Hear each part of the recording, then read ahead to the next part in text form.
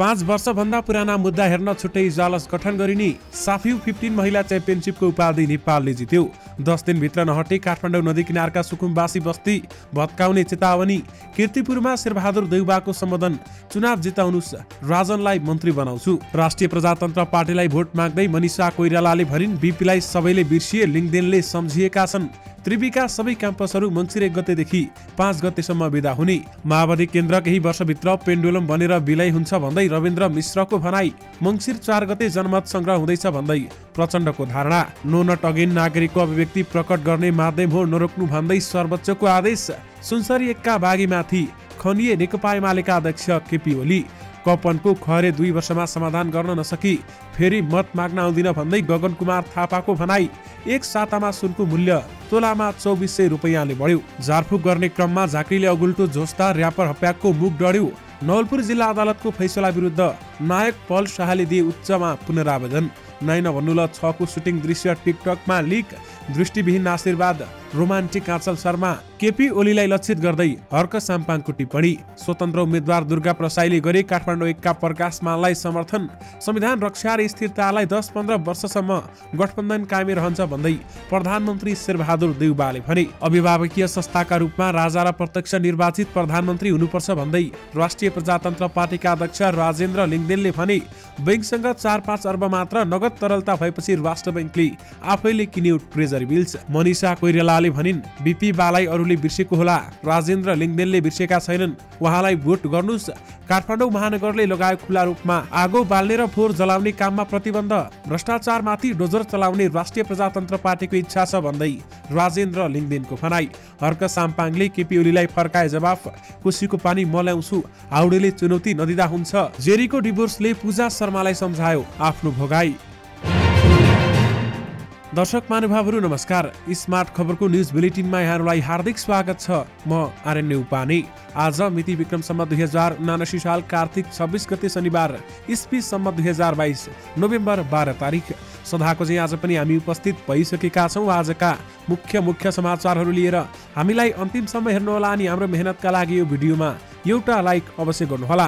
दर्शक महानुभावहरू पल पलको न्युज अपडेटका लागि हाम्रो च्यानललाई सब्स्क्राइब गरी नजिकै आउने बेल आइकनलाई क्लिक गर्नुहोला। कहाँबाट हेर्दै हुनुहुन्छ अनि के कस्तो लाग्दैछ आफ्ना कुराहरू तलको कमेन्ट बक्समा कमेन्ट गर्नुहोला। दैनिक रूपमा हेर्नुहुन्छ भने रेगुलर भनेर लेख्नुहोला। आज पहिलोचोटि हो भने फर्स्ट टाइम लेखिदिनुहोला। दर्शक महानुभावहरू देशभित्रबाट हेर्नु भएको छ भने आफ्नो गाउँ ठाउँ सहर अनि जिल्लाको नाम लेखिदिनुहोला। विदेशबाट हामीलाई हेर्नु भएको छ भने कुन देशबाट हेर्नु भएको छ त्यो कुरा पनि तलको कमेन्ट बक्समा कमेन्ट गरिदिनुहोला। आउनुहोस् दर्शक महानुभावहरू आजका मुख्य समाचार सुरु गरौँ। कोसीको पानी म ल्याउँछु, हाउडेले चुनौती नदिँदा हुन्छ भन्दै हर्क साम्पाङले केपी ओलीलाई जवाब फर्काएको प्रसङ्गबाट। धरान उपमहानगरपालिकाका मेयर हर्क साम्पाङ राईले नेकपा एमालेका अध्यक्ष केपी शर्मा ओलीलाई जवाब फर्काएका छन्।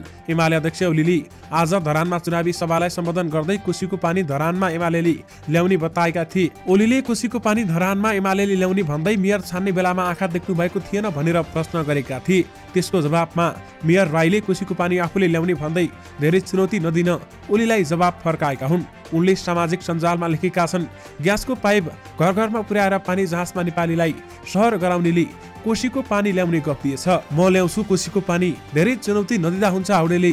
मेयर राईले एमाले अध्यक्ष ओलीलाई हाउडे भएको पनि उल्लेख गरेका छन्। राष्ट्रिय प्रजातन्त्र पार्टीका अध्यक्ष राजेन्द्र लिङ्गदेनले 3 दशकदेखि मुलुकको नेतृत्व गर्ने ठूला राजनीतिक दल र व्यवस्था असफल भएको टिप्पणी गरेका छन्। काठमाडौँको बसन्तपुरमा आयोजित चुनावी सभालाई सम्बोधन गर्दै अध्यक्ष लिङ्गदेनले ठूला राजनीतिक दलको नेतृत्व र व्यवस्था नै असफल भएकाले वैकल्पिक शक्तिका रूपमा राप्रपा आएको बताएका छन्। जबसम्म नेतृत्व परिवर्तन हुँदैन तबसम्म देशले गति लिँदैन लिङ्गदेनको भनाइ छ। उनले अब पुनः समानुपातिक संसदले मन्त्री हुन नपाउने व्यवस्था, जनताले प्रत्यक्ष निर्वाचित गर्ने कार्यकारिणी प्रधानमन्त्री र अभिभावकीय रूपमा राजा रहने व्यवस्था कायम हुनुपर्ने बताएका छन्। सर्वधर्म सम्भाव र वैदिक सनातन सहितको हिन्दू राष्ट्र नेपाल हुनुपर्ने भन्दै उनले न्यायालयको समेत पुनर्संरचना गर्न जरुरी रहेको बताएका छन्। शिक्षा क्षेत्रलाई राजनीतिक प्रभावबाट मुक्त गर्नुपर्ने तथा स्वास्थ्य शिक्षा निशुल्क र समान हुनुपर्ने भन्दै उनले अवसर पाए नागरिक आयोग गठन गरेर अवैध सम्पत्ति जफत गर्ने घोषणा पनि गरेका छन्। उनले अब बालेनले काठमाडौँको संरचनामा डोजर चलाए जस्तै भ्रष्टाचारीमाथि डोजर चलाउने इच्छा राप्रपाको रहेको बताएका बताएका छन्। अवसर पायो भने राप्रपालाई भ्रष्टाचारीमाथि डोजर चलाउने इच्छा छ भन्दै लिङदेनको भनाइ छ। अध्यक्ष लिङदेनले संसदमा आफू एक्लै भएकाले परिवर्तन गर्न नसकेको भन्दै अब आफूलाई साथी चाहिएकाले जनतालाई साथीहरू दिन आग्रह गरे। उनले राजनीतिलाई आफ्नो पार्टीले मागी खाने भाँडो नबनाउने भन्दै राप्रपाले पायो भने संसारको सबभन्दा जेठो भाषा पठाउने संस्कृत पढाउने विश्वविद्यालयको हालत सुधार्ने समेत दावी गरेका छन्। अधिकार सम्पन्न बागमती सभ्यता एकीकृत विकास समिति काठमाडौँ उपत्यका नदी किनारमा रहेको सुकुम्बासी बस्ती हटाउने सूचना जारी गरेको छ। शुक्रबार एक सूचना जारी गर्दै समितिले नदी किनारमा अनाधिकृत रूपमा निर्माण भएका घर टहरा तथा निर्माण सामग्री र सवारी साधनहरू हटाउन 10 दिन समय दिएको जनाइएको छ। काठमाडौँ उपत्यका भित्रका बागमती र यसका सहायक नदी किनाराहरूमा तोकिएको मापदण्डभित्र अनाधिकृत रूपले बनाएका घर टहराहरू तथा थुपारिएका निर्माण सामग्री र सवारी साधनहरूका कारण नदीको दुवै किनारतर्फको सौन्दर्यीकरण कार्यमा गम्भीर अवरोध पर्न गएको हुँदा पटक पटक सार्वजनिक सूचना मार्फत सूचित गर्दा पनि उक्त सूचनाको व्यवस्था गरी हालसम्म पनि नदीको दायाँ बायाँ किनारमा खाली गरेको नपाइएको हुँदा सूचना मिति 2079 साल मङ्सिर 4 गतेसम्म अनिवार्य रूपमा त्यस्ता घर टहराहरू तथा थुपारिएका निर्माण सामग्री र सवारी साधनहरू हटाउन हुन सम्बन्धित सबैमा जानकारी गराइन्छ भन्दै सूचनामा भनिएको छ। दर्शक महानुभावहरू 10 दिनभित्र नहटी काठमाडौँका नदी किनारका सुकुम्बासी बस्ती भत्काउने चेतावनी दिइएको छ। चर्चित अभिनेत्री मनिषा कोइरालाले बीपी कोइरालालाई सबैले बिर्सिएको भए पनि राष्ट्रिय प्रजातन्त्र पार्टीका अध्यक्ष राजेन्द्र लिङदेनले सम्झिराखेको बताएकी छिन्। स्याङ्जाको वालिङ हुँदै पोखरा आएकी उनले राष्ट्रिय प्रजातन्त्र पार्टीको चुनावी सभालाई सम्बोधन गर्दै उनले बीपीको बाटोमा हिँडेकै कारण आफू लिङदेनसँग उभिएको बताएकी छन्। बीपी बाले देखाएको बाटो राष्ट्रिय मेलमिलाप राज संस्था र मल्टी पार्टी डेमोक्रेसी सिस्टम त्यसले नै देशलाई सुदृढ गर्छ भनेर बीपीले जुन बाटो देखाउनु भएको थियो त्यो साँच्चै उहाँले नै उठाउनु भएको छ। म त्यस कारणले पनि यहाँ उभिएको छु, बीपीकै नातिनी मनिषाले भनिन्। मनिषाले भाषणको सुरुमै लिङदेनले गाउँमा नेता आउँदा चोर भन्छन् भनेर गरेको भाषण असाध्यै मन परेको सुनाइन् र चोर भनेको कस्तो हो त भन्दा हामीलाई वचन दिने, हामीलाई आशा दिने, सपना देखाउने अनि त्यसकै चोरी गर्ने होइन त। उहाँले भन्नुभएको छ भ्रष्टाचार गर्यो भने आमाको रगत खाने जस्तो हुन्छ, त्यसैले म उहाँको साथमा उभिएको छु। लिङदेनको प्रशंसा गर्दै मनिषाले भनिन् मैले प्रमिस पनि लिनेछु, जुन वचन उहाँले दिनुभएको छ त्यसमा अटल रहनुहुन्छ। राष्ट्रिय प्रजातन्त्र पार्टीको चुनावी घोषणापत्रमा सबै बुदा मन परेको उनले बताइन् र उनले राप्रपालाई जिताएर राजसत्ता फर्काउनु पर्ने आशय व्यक्त गरेकी छन् र बीपी कोइराला र राजा महेन्द्र बीच आदर भाव हुँदाहुँदै पनि सहकार्य गर्न नपाउँदा मुलुकले अवसर गुमाएको उनको भनाइ थियो र राप्रपालाई भोट दिन पनि उनले आग्रह गरेकी छन्। नाबालिकामाथि यौन दुरुपयोगको मुद्दामा नवलपुर जिल्ला अदालतबाट दोषी ठहर भएका अभिनेता पल शाहले यस विरुद्ध उच्च अदालत पोखरामा पुनरावेदन गरेका छन्। जिल्ला अदालतको फैसला उल्टाएर सफाई दिनुपर्ने माग गर्दै शुक्रबार उच्च अदालतमा निवेदन दर्ता गराएको शाहका कानून व्यवसायी कमल मोहन वाग्लेले जानकारी दिनुभएको छ। मुद्दाको दर्ता नम्बर 079CS0312 रहेको छ। नाबालिकामाथि बलात्कारको आरोप लागेका शाहलाई नवलपुर अदालतले बाल यौन दुरुपयोग दोषी ठहर गर्दै 2.5 वर्ष कैद र 25,000 रुपियाँ जरिमाना र पीडितलाई 10 लाख रुपियाँ क्षतिपूर्तिको फैसला सुनाएको थियो। सोही प्रकृतिको मुद्दामा तनहुँ जिल्ला अदालतमा भने शाहको मुद्दा विचाराधीन छ र उनी तनहुँ कारागारमा छन्। काठमाडौँ महानगरपालिकाले खुला रूपमा आगो बाल्ने तथा फोहोर जलाउने काममा प्रतिबन्ध लगाएको छ। खुला रूपमा आगो बाल्ने तथा फोहोर जलाउने जस्ता कार्यले वायु प्रदूषण वृद्धि हुने तथा जनस्वास्थ्यमा समेत प्रतिकूल असर गर्ने भएकाले त्यस्ता कामलाई प्रतिबन्ध लगाइएको महानगरपालिकाले आज जारी गरेको सार्वजनिक सूचनामा जनाइएको छ। यस्ता कामले देशको राजधानी समेत रहेको सहर प्रदूषित बनेको गुनासो आएकाले यस्तो काममा प्रतिबन्ध लगाइएको हो। लामो समयदेखि महानगर क्षेत्रमा आगो बाल्ने तथा फोहोर जलाउने गरेको देखिएकाले यस्ता काममा रोक लगाएको प्रवक्ता नवीन मानन्दरले जानकारी दिनुभएको छ। महानगरपालिका वरपरका नगरपालिकामा पनि खुला रूपमा आगो बाल्ने र फोहोर जलाउने गरिएको छ। प्रतिबन्धका बावजुद त्यस्ता काम कहीँ कतै कसैले गरेमा महानगरपालिका वातावरण तथा प्राकृतिक स्रोत संरक्षण ऐन 2077 बमोजिम कारबाही हुने जारी सूचनामा उल्लेख गरिएको छ। दर्शक महानुभावहरू दोहोरी गायिका बबिता बानिया ज्योरी र गायक शङ्कर छेत्रीले बिहीबार सम्बन्ध विच्छेद गरेका थिए। यसबारेमा तपाईहरुलाई जानकारी नै छ, जसका कारण उनीहरूका एकमात्र सानी छोरीले बाबुको न्यानो काखबाट वञ्चित हुनु परेको छ। सम्बन्ध विच्छेदको प्रक्रिया सुरु भएदेखि नै दुखी बनेकी ज्योरीले सम्बन्ध विच्छेद गर्ने दिन पनि हृदय अन्तर्वार्ता दिएकी थिइन्। जसमा जेरीले बिहे गरेको 14 दिनदेखि नै आफूलाई शङ्कर र उनको परिवारले शारीरिक तथा मानसिक यातना दिएको आरोप लगाएकी छन्। समय बित्दै जाँदा श्रीमानको अफेयरहरूसँग भएको दावी पनि उनले गरेकी छन् र उक्त अन्तर्वार्तामा उनले सम्बन्ध विच्छेदपछि आफ्नै छोरीले बाबुको साथ गुमाउने भन्दै वेदना पनि पोखेकी छन्। यसैबीच अभिनेत्री पूजा शर्माले जेरीलाई सान्त्वना दिने प्रयास गरेकी छन्। अभिनेत्री शर्माले आफूले पनि बुबा बिनाको जिन्दगी बिताएको उल्लेख गरेकी छन् र उनले त्यो अन्तर्वार्ता हेरेर जेरीको पीडा र वास्तविकता थाहा पाएको बताएकी छन्। साथै उनले जेरीलाई हिम्मत नहार्न पनि सुझाव दिइन्। बाबा बिनाको जिन्दगी के हो भनेर मैले बुझेकी छु। जेरी दिदी, तपाईँ जस्तो कठोर र साहसी महिला त्यसै रुँदैन। यति ठुलो पीडा लुकाएर पनि हाँस्ने मान्छे कमै हुन्छ। आज बल्ल थाहा भयो हजुरको पीडा र वास्तविकता। आज शर्माले फेसबुक मार्फत भनेकी छन्, बाबा बिनाको छोरीको भगाई मैले पनि भोगेको हुँदा हजुरको छोरीको याद आयो। म ढुक्क छु। नानी झन् सङ्घर्ष गरेर ठुलो मान्छे हुनेछिन् एक दिन भन्दै उनले भनेकी छन्। गोलकिपर सुजाता तामाङले पेनाल्टी बचाउँदै कप्तानी प्रदर्शन गरेपछि नेपालले साफ U15 महिला च्याम्पियनसिपको उपाधि जितेको छ। डबल राउन्ड रोबिन प्रणाली अन्तर्गत सञ्चालित प्रतियोगिताको अन्तिम खेलमा शुक्रबार घरेलु टोली बङ्गलादेशसँग 1-1 गोलको बराबरी खेल्दै नेपाल च्याम्पियन बनेको हो। 4 खेलबाट 3 जित र 1 बराबरीको नतिजाबाट नेपाल 10 अङ्क जोडेर शीर्ष स्थानमा रहँदै च्याम्पियन बनेको हो। नेपाललाई उपाधि जित्न बराबरी नै पर्याप्त थियो भने बङ्गलादेशका लागि जित आवश्यक थियो। खेल 1-1 को बराबरीमा रहेका बेलामा बङ्गलादेशले अन्तिम समयमा पेनाल्टी पाए पनि सदुपयोग गर्न सकेन र नेपाल भाग्यमानी बन्यो, जहाँ सुजाता नायक बनिन्। BSSSMK रङ्गशालामा भएको खेलको 14 मिनेटमा सुशील केसीले गोल गर्दै नेपाललाई अग्रता दिलाएकी थिइन्। पहिलो हाफमा नेपालले अग्रता कायम राख्यो। दोस्रो हाफमा घरेलु टोली बङ्गलादेशले गोल फर्कायो। बङ्गलादेशकी कप्तान रुमा अख्तरले 54 मिनेटमा गोल गरेकी थिइन्। खेलको अन्तिम मिनेटमा बङ्गलादेशले पेनाल्टी प्राप्त गरेको थियो, तर बङ्गलादेशकी जोयनुब बिबी रिताको पेनाल्टी प्रहार कप्तान तथा गोलकिपर सुजाता तामाङले बचाउँदै नेपालको सङ्कट टारिन् र ऐतिहासिक उपाधि दिलाएकी थिइन्। यानि कि साफ U15 महिला च्याम्पियनसिपको उपाधि नेपालले जितेको छ। राष्ट्रिय प्रजातन्त्र पार्टीका वरिष्ठ उपाध्यक्ष रविन्द्र मिश्रले नेकपा माओवादी केन्द्रलाई पेन्डुलम पार्टी भएको बताएका छन्। अबको केही वर्षमा नेपालमा जम्मा 3वटा पार्टी मात्रै बाँकी रहने दावी गर्दै वरिष्ठ उपाध्यक्ष मिश्रले मूल रूपमा राष्ट्रिय प्रजातन्त्र पार्टी, नेकपा एमाले र नेपाली कांग्रेस पार्टी मात्रै हुने बताएका छन्। उनले नेकपा माओवादी केन्द्र अबको केही वर्षभित्र पेन्डुलम बनेर एकअर्काको पछि लाग्ने वा विलय हुने बताए। उनले 3 पार्टी मध्ये 2 पार्टीले एमाले र कांग्रेस एउटै कितामा 2 नामका पार्टी मात्रै भएको बताए। उनले अब यी दुवै पार्टी लगभग प्रचण्डीकरण भइसकेको उल्लेख गर्दै एमाले र कांग्रेसलाई जति गाली गरे पनि प्रचण्ड पथमा नै हिँडेको बताएका छन्। उनले देशको धर्म, संस्कृति, अस्तित्व, स्वाभिमान, भूगोल, पहिचान, जाति, भाषा, भाषी सबै जोगाउनु पर्ने दायित्व अब राप्रपालाई रहेको बताए। उनले आसन्न निर्वाचनबाट राप्रपाले प्रगतिशील जगमा देशलाई रूपान्तरण गर्ने पनि बताएका छन्। नेकपा माओवादी केन्द्रका अध्यक्ष पुष्पकमल दाहाल प्रचण्डले मङ्सिर 4 को निर्वाचनलाई जनमत संग्रहको संज्ञा दिएका छन्। गोर्खाको जौबारीमा आयोजित चुनावी सभालाई सम्बोधन गर्दै उनले सो दिन संविधानलाई संस्थागत गर्दै रक्षा गर्ने र यसलाई उल्टाउने बीच जनमत संग्रह हुन लागेको बताएका छन्। मङ्सिर 4 गतेको निर्वाचन सामान्य निर्वाचन छँदै छैन।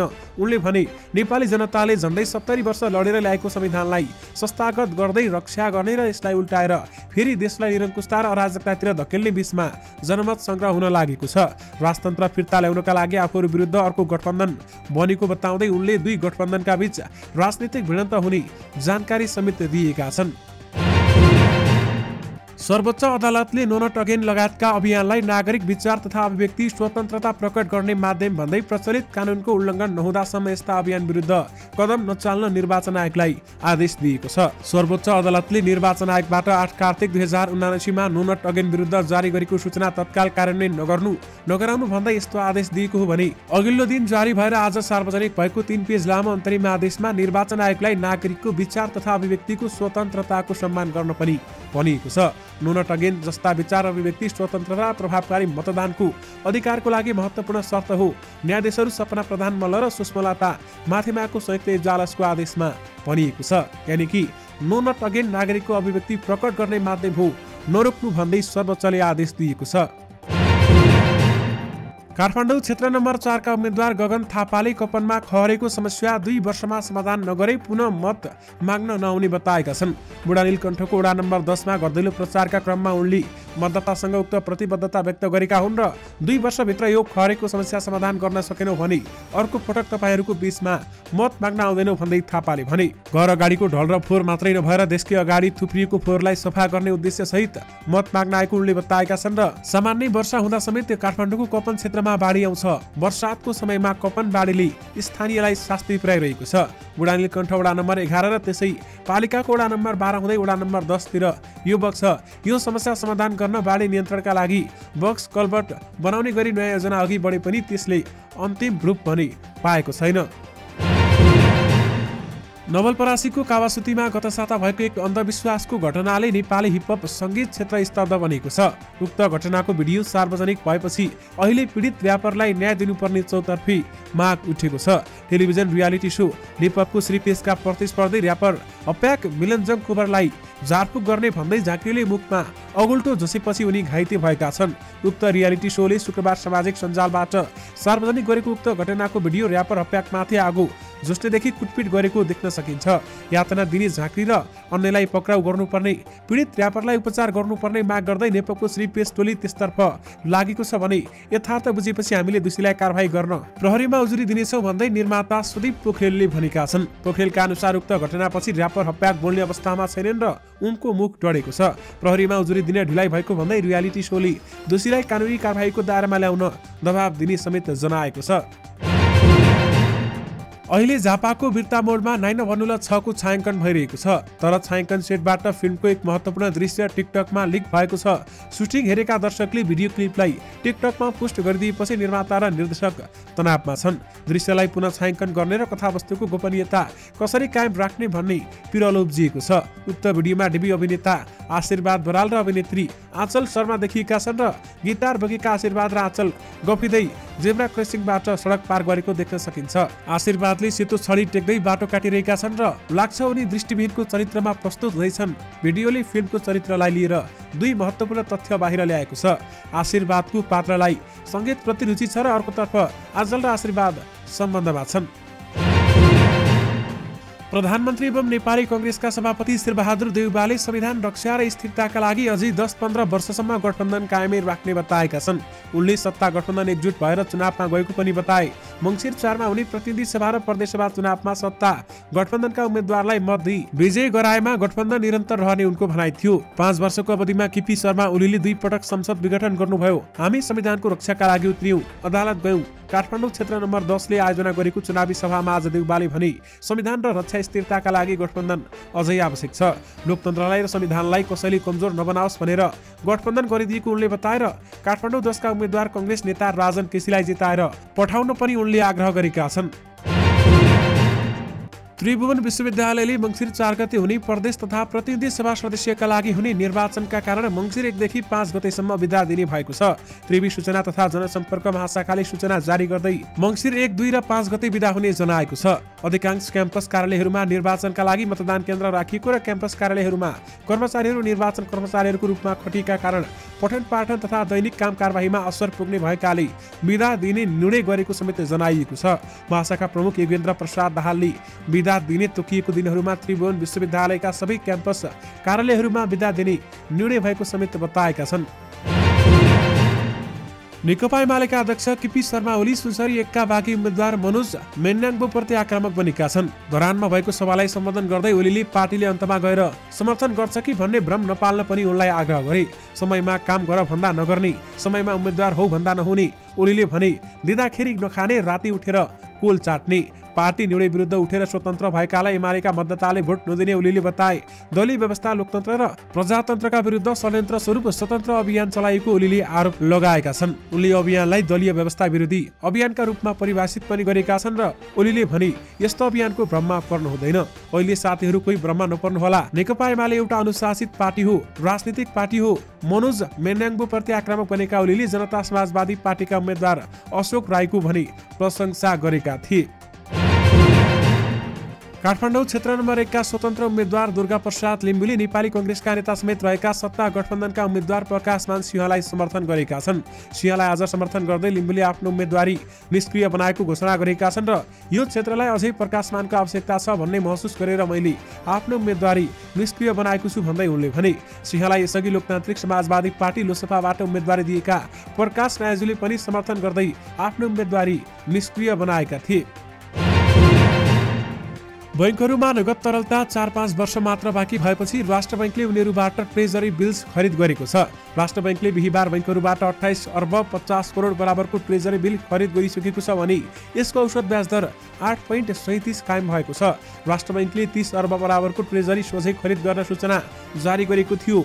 बैंक तथा वित्तीय संस्थाले 20% तरलता अनुपात कायम गर्ने क्रममा ट्रेजरी बिल्समा पनि लगानी गरेका हुन्। कतिपय बैंकहरूले यस्तो अनुपात कायम गर्न आवश्यक पर्ने भन्दा बढी रकम समेत ट्रेजरीमा लगानी गरेका हुन्छन्। यसले गर्दा बैंकहरूलाई नगद पुँजी अभाव समेत हुने अवस्थामा राष्ट्र बैंक आफैले यस्ता ट्रेजरी बिल्स खरिद गर्ने गरेको राष्ट्र बैंकका अनुसन्धान विभाग प्रमुख तथा कार्यकारी निर्देशक डाक्टर प्रकाश कुमार श्रेष्ठले बताउनु भएको छ। एक सातामा सुनको मूल्य तोलामा 2400 रुपियाँले बढेको छ। आज एकै दिन सुनको मूल्य तोलामा 1300 रुपियाँले बढ्दा साताभर सुनको मूल्य बढेको नेपाल संसदीय व्यवसायी महासंघले जनाएको छ र आज सुनको मूल्य 1300 र चाँदीको मूल्य तोलामा 10 रुपियाँले बढेको छ। आजका लागि छापावाला सुनको प्रति तोला मूल्य 96,700, तेजाबी सुनको मूल्य 96,100 र चाँदीको मूल्य तोलामा 1,295 कायम भएको छ। कायम मुकाम प्रधान न्यायाधीश हरिकृष्ण कार्कीले 5 वर्षभन्दा पुराना मुद्दालाई हेर्न छुट्टै इजलास गठन गर्ने बताएका छन्। नेपाल कानुन व्यवसायी परिषदले आज काठमाडौँमा आयोजना गरेको एक कार्यक्रममा कार्कीले 13 वर्षदेखिको मुद्दाको चाङ न्यायालयमा रहेको उल्लेख गर्दै त्यसलाई सम्पादन गरेर पीडितलाई न्याय दिने सुव्यवस्था गर्न लागेको समेत स्पष्ट पारेका छन्। उनले पुराना मुद्दाहरूलाई सल्टाउनका लागि आफूले त्यसलाई स्थगितको लिस्टमा नपर्ने गरी आवश्यक व्यवस्था मिलाएको पनि बताएर न्याय नपाउने धेरैले रोदन क्रदन गरेर फर्कनुहुन्छ। यो खालको अवस्था हामीसँग छ, यो अवस्थालाई हामीले कसरी कम गर्न सक्छौँ होला त भन्ने हिसाबबाट हामीले 5 वर्षभन्दा पुराना मुद्दाहरूलाई अभियानमा राख्ने र त्यसका लागि छुट्टै इजलास गठन गर्ने व्यवस्था र त्यसमा अभियानमा परेका मुद्दाहरू चाहिँ स्थगितको लिस्टमा नपर्ने सुनिश्चित गर्ने कुराहरू हामीले गरेका छौँ भन्दै उनले भनेका छन्। काम मुकाम प्रधान न्यायाधीश कार्कीले न्यायालयको स्वतन्त्रतामाथि हस्तक्षेप गर्न खोज्नेहरूलाई निस्तेज पार्ने काममा नेपाल बारले खेल्दै गएको अथवा खेल्दै आएको भूमिकाको प्रशंसा समेत गरेका छन्। राष्ट्रिय प्रजातन्त्र पार्टीका अध्यक्ष राजेन्द्र लिङ्गदेनले अभिभावकीय संस्थाका रूपमा राजा हुनुपर्ने बताएका छन्। साथै प्रधानमन्त्री कार्यकारी हुने व्यवस्थाको पक्षमा राप्रपा रहेको बताए। त्यस्तो प्रधानमन्त्री जनताबाट प्रत्यक्ष निर्वाचित हुने उनले बताएका छन्। जनताले सोझै निर्वाचित गर्ने कार्यकारी प्रधानमन्त्री अभिभावकीय संस्थाको रूपमा राजा रहने व्यवस्था कायम हुनुपर्छ। बसन्तपुरमा आज राप्रपाले गरेको आम सभामा उनले भने हिन्दू राष्ट्र नेपाल बन्नुपर्दछ। उनले पटक पटक असफल भएका दल र तिनका नेताहरूलाई दोहोऱ्याएर भोट दिने गल्ती गर्ने भनेको देश बर्बाद गर्ने काममा सहभागी हुनु हो भनेका छन्। उनले अहिलेका नेता र व्यवस्था नै असफल भइसकेको दावी गरेका छन् भने उनले पुनः समानुपातिक संसद र सांसदले मन्त्री हुन नपाउने व्यवस्थाका पक्षमा आफूहरू रहेको बताएका छन्। दर्शक महानुभावहरू, यससँगै तपाईँहरूमा आजका सबै मुख्य समाचारहरू राखिसकेका छौँ। फेरि पनि तपाईँहरूमा नयाँ मुख्य समाचारको साथमा उपस्थित हुने नै छौँ। अहिलेलाई भने मलाई बिदा दिनुहोस्। नमस्कार।